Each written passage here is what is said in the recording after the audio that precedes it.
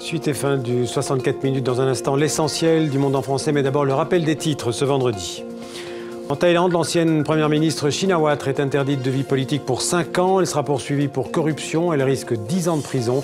Un durcissement de la junte militaire au pouvoir qui pourrait bien provoquer de nouvelles tensions avec les partisans du clan Shinawatra.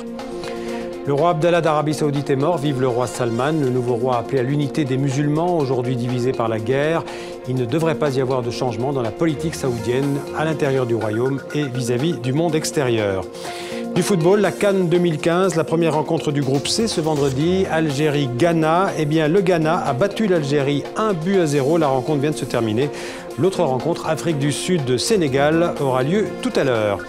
Et puis l'humanitaire française enlevée lundi à Bangui par des milices chrétiennes a été libérée, en même temps d'ailleurs que son collègue centrafricain qui avait été enlevé en même temps qu'elle. Le gouvernement français remercie en particulier l'archevêque de Bangui qui a contribué à ces libérations. Place à l'essentiel du 64 minutes, un condensé de l'émission préparé par Lourdes Matos et Aurore Marty. Sur le plan diplomatique, l'Arabie saoudite du roi Abdallah est restée un acteur incontournable au Moyen-Orient, l'allié sunnite indéfectible des Américains et la première puissance pétrolière mondiale. Ces dernières années, Abdallah s'est rangé à la position dominante d'opposition claire à l'Iran chiite. L'obsession des Saoudiens, c'est que les Américains, ils soupçonnent les Américains de vouloir réintégrer l'Iran dans le jeu, dans l'échiquier proche-oriental, et donc de relativiser et de marginaliser un peu l'Arabie saoudite. Il y a aussi le fait que si l'Iran est réhabilité, l'Arabie saoudite perdrait son rôle de leadership du monde arabe. On n'en est pas encore là, mais c'est l'enjeu.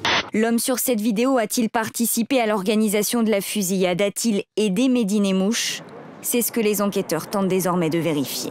Si on prend les Koulibaly, les Kouachi, le profil du terroriste français, typique, un parcours chaotique, famille monoparentale, délinquant, multirécidiviste, aucune transmission, aucune identité en fait. Ils ne se sont intégrés ni en France, ni de transmission parentale.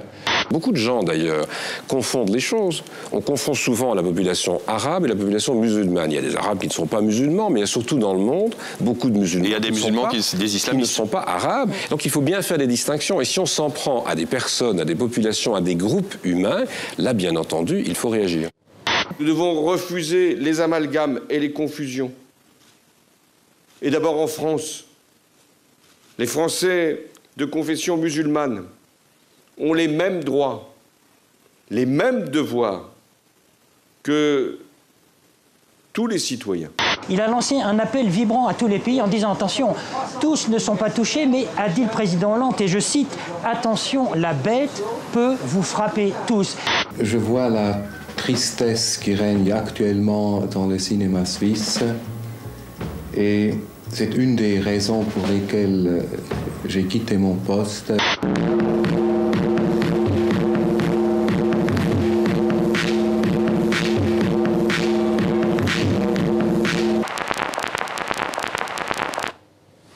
Voilà, fin du 64 minutes. Restez avec nous, bien sûr, sur TV5 Monde. Avec toute l'équipe, je vous dis à demain. Merci, au revoir.